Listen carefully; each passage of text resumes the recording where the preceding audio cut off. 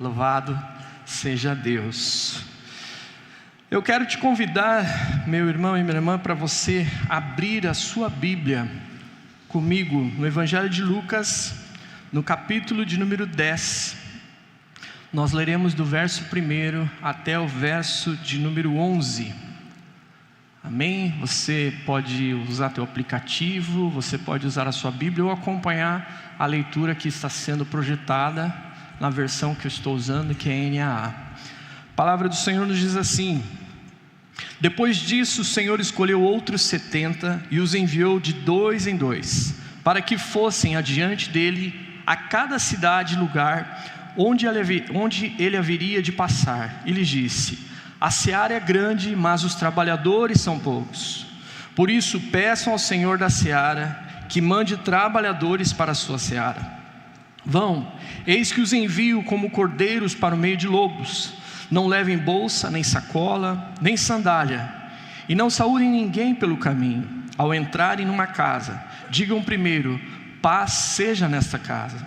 Se houver ali uma pessoa que ama a paz, sobre ela repousará a paz de vocês.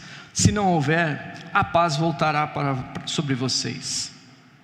Fiquem na mesma casa, comendo e bebendo do que eles tiverem, porque o trabalhador é digno do seu salário.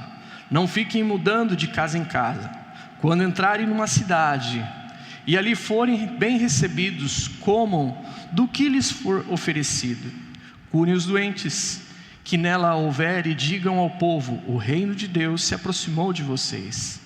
Porém, quando entrarem numa cidade e não forem bem recebidos, saiam pelas ruas dizendo: até o pó dessa cidade que grudou nos nossos pés sacudimos contra vocês. No entanto, saibam que está próximo o reino de Deus. Amém?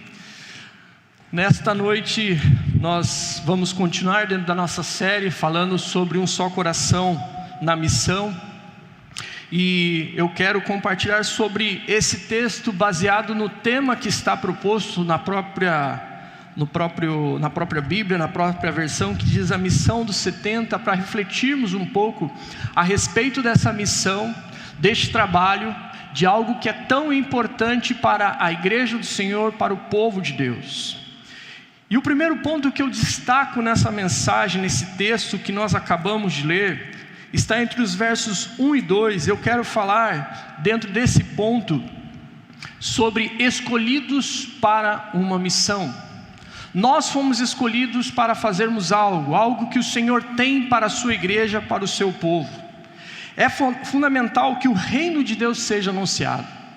Se não fosse, não teria chegado até nós. Se não fosse, nós não conheceríamos a Cristo. Se não fôssemos, não teríamos ideia do que é o cristianismo. Se não fosse considerado fundamental, eu e você talvez nunca teríamos ouvido falar a respeito de Jesus.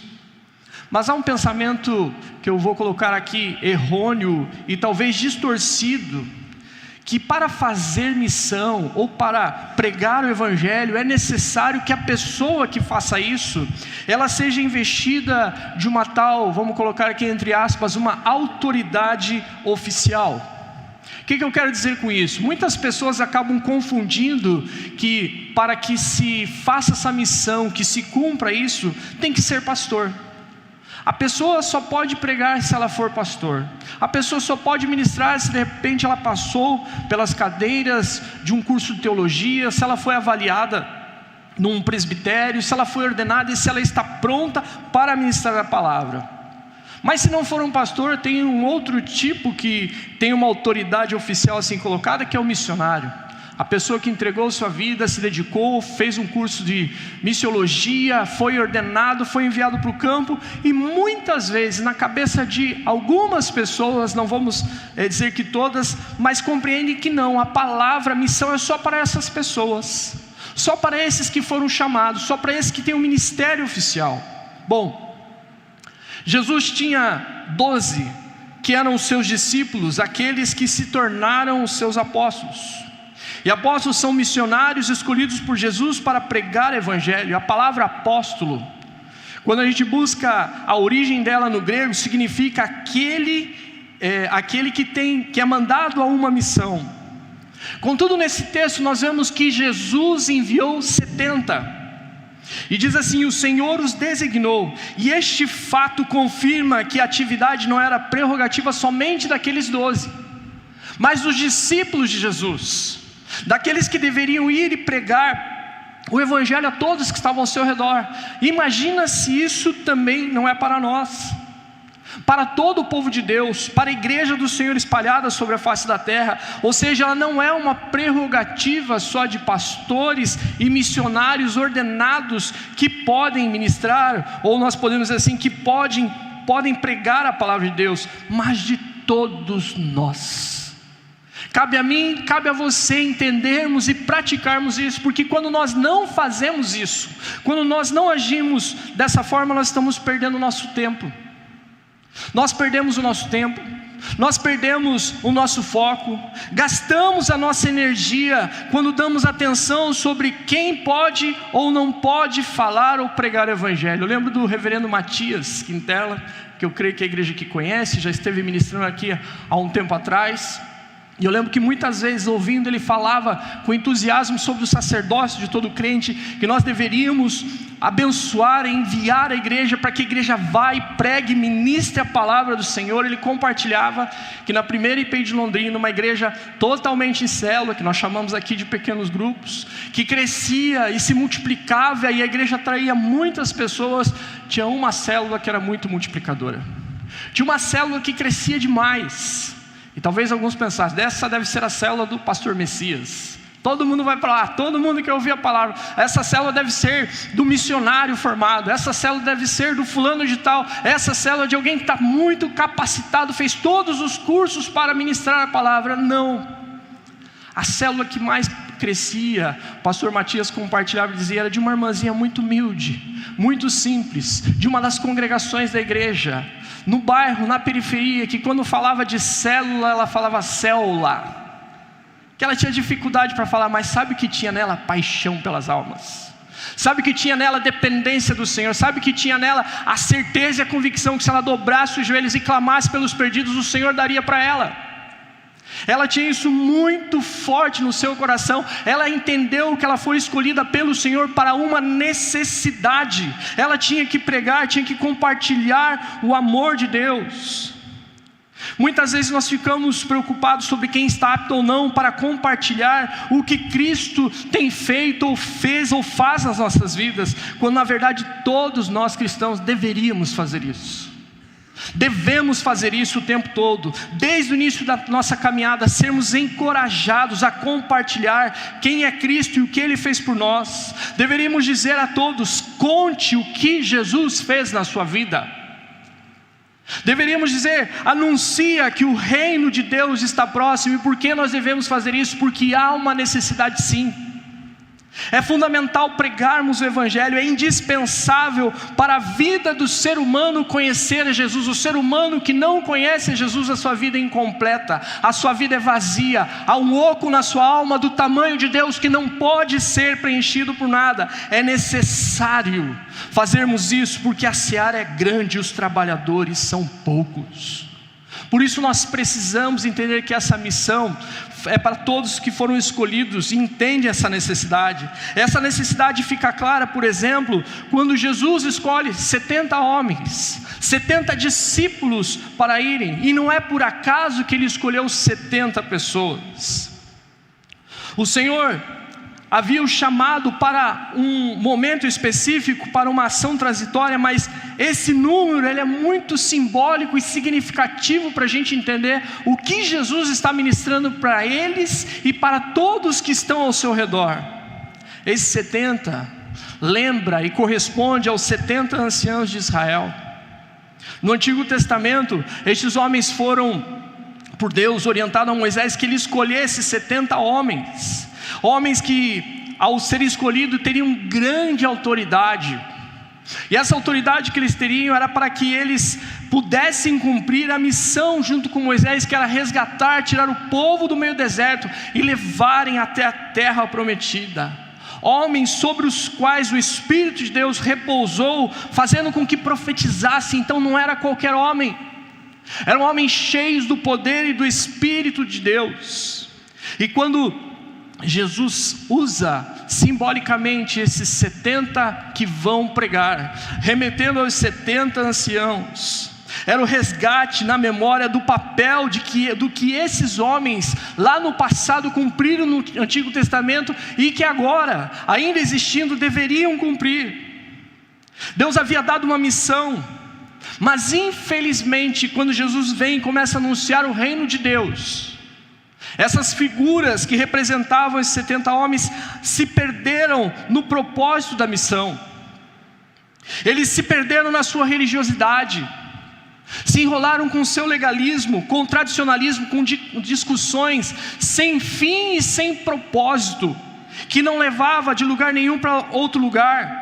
E isso ficava evidente no papel e atitudes que o Sinédrio, que agora representava esses 70 homens, fazia, que tinha o sumo sacerdote mais 69 juízes, que estavam preocupados em julgar os judeus, zelar pela lei, costumes e deveres. Mas quando Jesus, ao enviar os 70, ele faz isso, ele está representando um anti-sinédrio, um novo reino de graça. Se sinédrio é uma palavra que também lembrava a assembleia daqueles que estão sentados para julgar, os 70 que Jesus levanta são aqueles que vão e anunciam a esperança, dizendo que chegou o Messias, está entre nós, o reino de salvação chegou. Eles não ficam sentados, mas eles vão ao encontro daqueles que necessitam do amor e da graça do Senhor Jesus. Esses 70 representam isso, entendendo que foram chamados para algo fundamental, foram chamados para algo que é imprescindível, que não dá para esperar para depois, e que tem grande importância, que todos devem fazer, que é anunciar que Jesus Cristo veio para salvar e buscar o que se havia perdido, porque é tempo de salvação. Por isso nós precisamos entender que a missão dos 70, nós somos escolhidos para uma necessidade. Há pessoas que precisam do amor de Jesus, há pessoas que precisam da graça do Senhor Jesus, e o Senhor nos chama, nos convoca, para que nós possamos ir, para que a gente possa e fale para as pessoas desse grande amor que pode salvar, mudar e transformar as vidas das pessoas. Segunda lição, ou reflexão que eu tiro daqui, que a missão dos 70, ela nos chama para o envio. E o que é o envio? Olhando para esse texto, eu vejo que o envio, em primeiro lugar, é inevitável. Isso você vai ler nos versos 3 e 4 a respeito desse envio. E quando eu meditava nisso, eu lembrava de um momento muito marcante na minha vida, muito impactante para mim. Sabe aquela hora que Deus fala com você e você não tem dúvida que foi o Senhor que falou ao teu coração? Aquela palavra do Senhor que vem, que te chacoalha e fala: nossa, essa verdade eu não estava percebendo, e o Senhor é claro com você. Estava vivendo um momento muito específico da minha vida e buscava em Deus uma resposta: sim ou não, faço ou não faço, sigo ou não sigo. E a palavra do Senhor, quando eu orava a respeito disso, foi o seguinte: Jonathan, eu não te chamei nem para dizer sim, nem para dizer não, eu te chamei para dizer: eis-me aqui. Porque quando nós somos escolhidos e chamados, o Senhor nos chamou para isso, para dizer: eis-me aqui, Senhor, usa a minha vida, me capacita, estou pronto para ir, para fazer aquilo que o Senhor chamou, para a missão que o Senhor tem para mim, para a missão que o Senhor quer que eu participe da igreja do Senhor, para que o reino de Deus seja espalhado. Assim foi com Isaías. Nós vemos isso no capítulo 6, do verso 8, que diz assim, que depois disso ouvi uma voz do Senhor que me dizia: a quem enviarei? A quem há de ir por nós? E nós vemos que Isaías respondeu prontamente: eis-me aqui, envia-me a mim. Nós precisamos ter esse coração disponível que teve Eliseu, que está lá em 1 Reis capítulo 19, 21, que quando foi chamado por Elias, ele pegou as suas carroças, pegou os seus bois, fez um grande churrasco, uma grande comida para que todos que estivessem ali pudessem participar, deu a todo o povo, e depois ele se levantou, partiu com Elias, tornando-se auxiliar, esquecendo todas as coisas e disposto a servir ao Senhor. O Senhor não nos enviou, meus amados, para nos reunirmos aqui confortavelmente. O Senhor não nos enviou aqui para nos encontrarmos apenas uma vez por semana, e o restante da semana nós nem lembrarmos que tem uma missão que o Senhor deu para nós. uma missão clara para a igreja aqui em Sorocaba, uma missão em que sermos sal e luz nessa terra, para que as pessoas quando passem aqui nessa igreja possam dizer: Deus está presente nesse lugar. Uma missão que Deus deu para que sejamos sal e luz dessa terra, que aonde você estiver, as pessoas olhem para você e digam: há algo diferente na sua vida, eu preciso saber o que você tem, que eu não tenho, e eu sinto um vazio, mas eu sei que você está cheio de algo que eu preciso conhecer, e que você possa falar: eu tenho Jesus. Nós precisamos ter isso claro, é inevitável. O envio é inevitável. O Senhor não nos chamou, e eu falo com toda certeza, para o ministério de ficarmos sentados no banco da igreja. Ele não existe.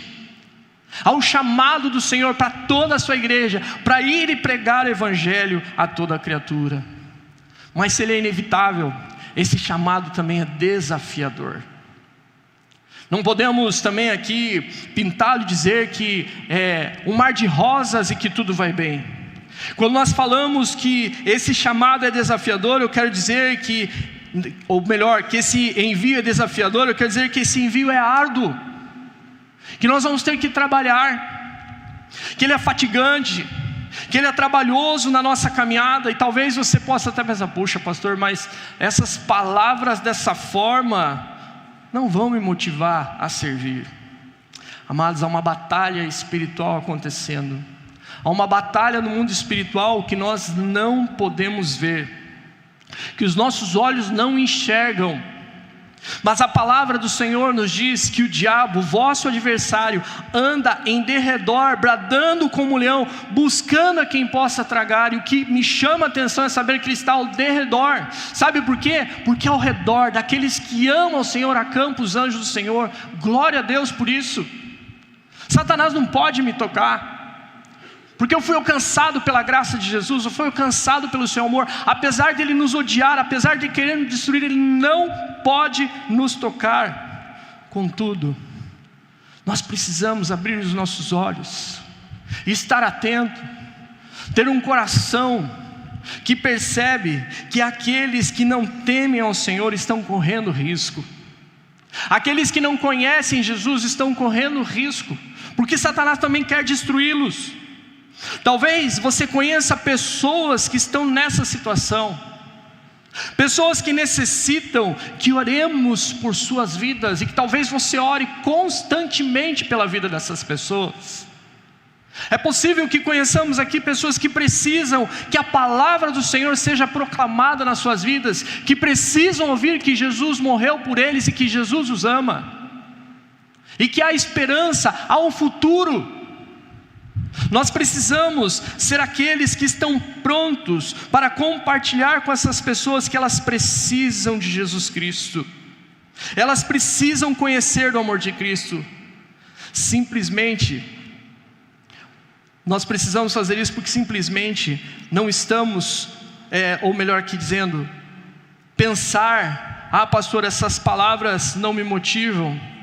A gente precisa entender que talvez, se a gente não compreender esse lado do mundo espiritual, das batalhas que passamos, talvez a gente ache que não seja necessário.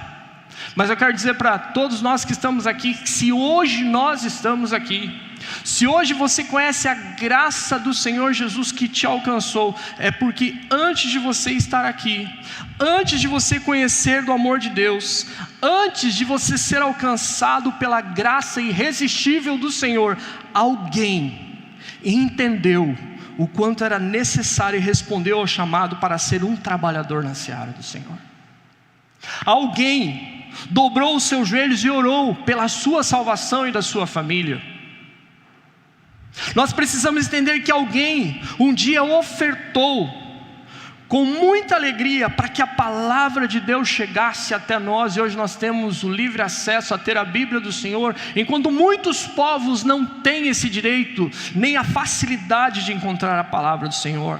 Nós precisamos entender que alguém renunciou seus sonhos pessoais, atravessou continentes, atravessou mares, para que conhecêssemos o amor de Jesus Cristo por nós.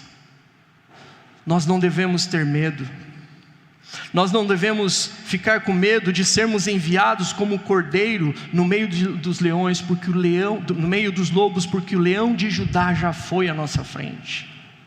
E a certeza é essa, que se o Senhor nos chamou, Ele vai nos capacitar e vai nos preparar para que a gente faça isso. Por isso o envio é inevitável, por isso o envio é desafiador. Mas eu falo para você, levante a mão e diga: Senhor, envia-me.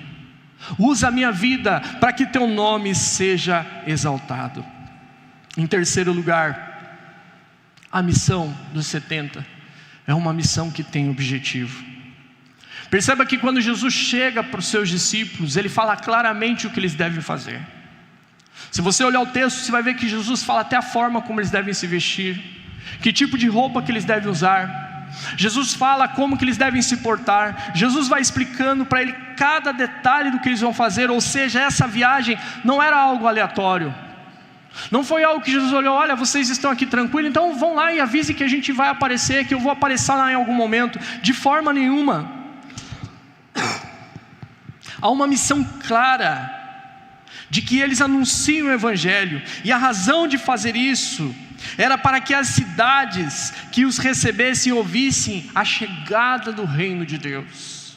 Era para que as pessoas que habitavam naquele lugar soubessem que há esperança para os seus corações. E quando Jesus fala isso para os seus discípulos, Ele lhes dá um objetivo de como que eles devem alcançar, como eles devem fazer isso. Em primeiro lugar, Jesus fala: vocês precisam entrar nas casas, vocês precisam chegar nos lugares, e nessas casas vocês precisam ter um propósito claro, que é de levar a paz para dentro desses lares. Vocês também precisam entender que quando vocês chegarem nas cidades, elas precisam de cura. Como esses objetivos, meus irmãos e irmãs, continuam objetivos atuais para as nossas vidas.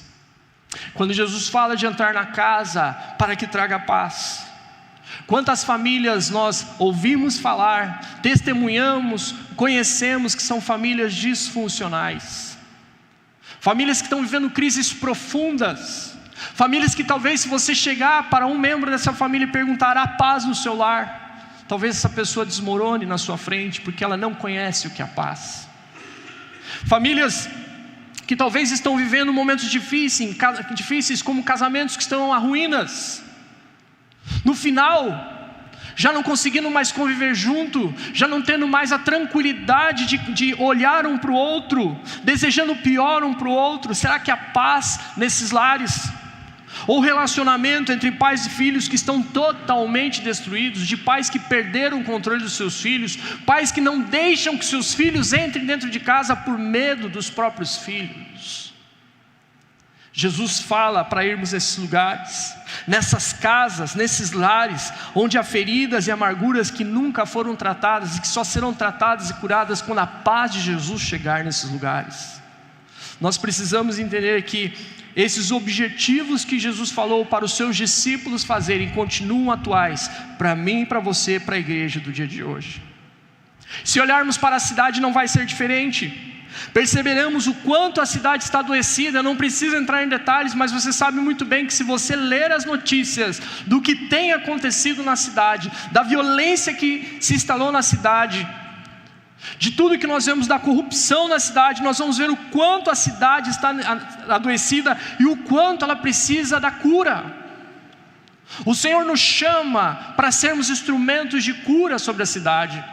O Senhor nos chama para sermos instrumentos de restauração sobre este lugar. Que a primeira empenho em Sorocaba, que nós como cristãos sejamos a cura para essa cidade que tanto precisa do Senhor. E somente uma única maneira de curar essa cidade, que é no nome e no poder de Jesus. Não é na nossa força, não é no nome dos pastores, não é no nosso conhecimento doutrinário, mas é no nome de Jesus. Ele desafiou os seus discípulos nessa história e nos desafia a sermos os que têm a palavra de esperança e que podem curar e trazer paz ao homem. Essa é a missão que nós devemos cumprir. Olhar para a missão dos 70 e entender que esse é o chamado de Deus para nossas vidas. E quando nós entendemos isso, a pergunta que vem para nós: nós estamos prontos para essa colheita? Jesus fala que os campos estão prontos. Jesus fala que há muita gente sedento lá fora, muita gente esperando que o seu amor seja compartilhado. Mas às vezes nós ficamos preocupados com tantas coisas, nós envolvemos com tantas outras coisas, focamos tanto para dentro e não percebemos o que está ao nosso redor. Não percebemos quantas pessoas estão necessitadas, carentes do Senhor Jesus. E muitas vezes, por não sabermos isso, ou nos distrairmos e nos esquecemos do quanto isso é importante, nós ficamos pensando: o que eu posso fazer para Jesus? O que eu posso fazer para agradar o Senhor Jesus? E aí nós acabamos nos tornando fazedores de coisas. Eu contei essa história, que eu vou ilustrar para finalizar esse sermão, quando eu estive pregando aqui, antes de vir morar em Sorocaba. Tem uns 4 anos essa história. E aí surgiu o meu apelido aqui, que o Lucas me deu, que é o Joninho. Então vamos falar do irmão Joninho. O irmão Joninho queria fazer algo para Deus. O irmão Joninho pensou: o que eu posso fazer para Deus? Porque na igreja que ele ia, todo mundo fazia alguma coisa. E ele pensou: eu tenho que fazer alguma coisa, porque todo mundo faz alguma coisa muito boa. O pessoal do louvor cantava muito bem, tinha um coral que cantava muito bem, os líderes eram maravilhosos, todo mundo era muito bom na igreja. O irmão Joninho não sabia o que fazer, mas ele descobriu que ele era bom em uma coisa que ninguém fazia: bolo de baunilha. E ele fez bolo de baunilha. E ele levou num dia no café da igreja, e todo mundo elogiou o bolo de baunilha do irmão Joninho. Que bolo maravilhoso, irmão, você tem que passar essa receita para nós. E ele falou: eu vou fazer um curso de bolo de baunilha para Deus, para vocês aprenderem. E ele fez um curso, a igreja veio, todo mundo participou, e aquilo foi bom, e outras pessoas gostaram e pediram para que ele fosse na outra igreja. Ele foi lá e fez um seminário do bolo de baunilha. E assim foi a vida dele. 40 anos, 50 anos, servindo ao Senhor, e todo mundo conhecia o irmão Joninho, porque ele fazia o melhor bolo de baunilha. E quando ele estava para morrer, ele falou para a mulher dele: olha, quando eu morrer, no meu caixão bota meu bolo de baunilha, que eu vou levar para Jesus. O meu bolo de baunilha. E ele pegou o bolo de baunilha e chegou, tinha aquela fila, ele estava no final da fila com o bolo de baunilha escondido atrás, porque ele queria surpreender Jesus. E quando ele chegou: Jesus, cheguei, estou salvo, estou feliz, mas Jesus, olha o que eu trouxe para você. E apresentou o bolo de baunilha que ele fez a vida inteira, que era a melhor coisa que ele sabia fazer.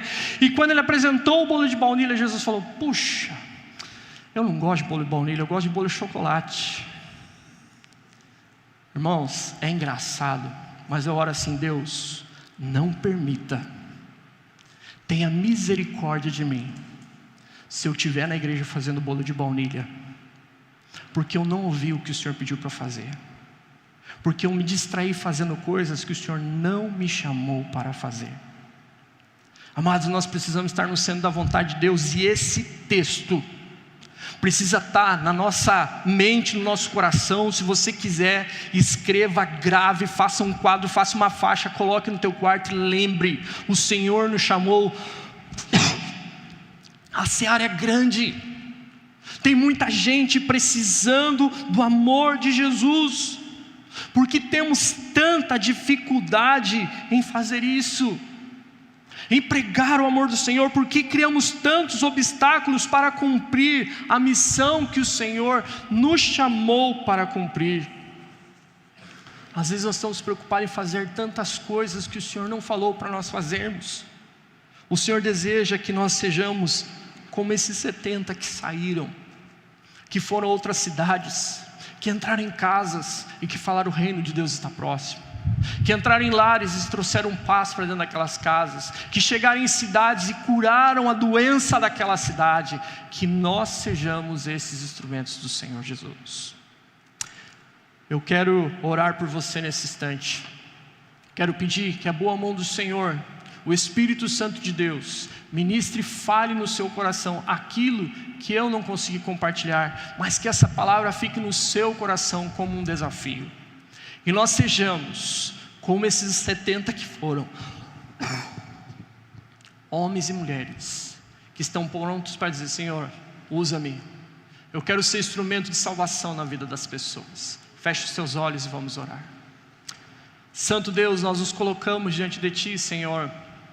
Nessa noite te agradecemos pela Tua palavra, que nos exorta, nos encoraja, nos chama, Senhor Jesus, a um compromisso mais profundo, Senhor. Nos chama, Senhor Jesus, a sermos uma igreja que vive como os 70 viveram naquele momento, Senhor Jesus, que saíram, que anunciaram, que pregaram o Evangelho, Senhor. Que sejamos canais de bênção, Senhor, sobre a vida daqueles, Senhor Jesus, que precisam do Teu grande amor, ó Pai. Que sejamos, Senhor, instrumentos do Senhor, ó Pai, para que vidas sejam salvas, famílias sejam transformadas. Que sejamos, Senhor, aqueles que vão trazer a paz, Senhor Jesus, para dentro das casas. Que sejamos a igreja que traz cura para a cidade, Pai. Nós oramos no nome de Jesus Cristo. Amém. Fique em pé e louve ao Senhor.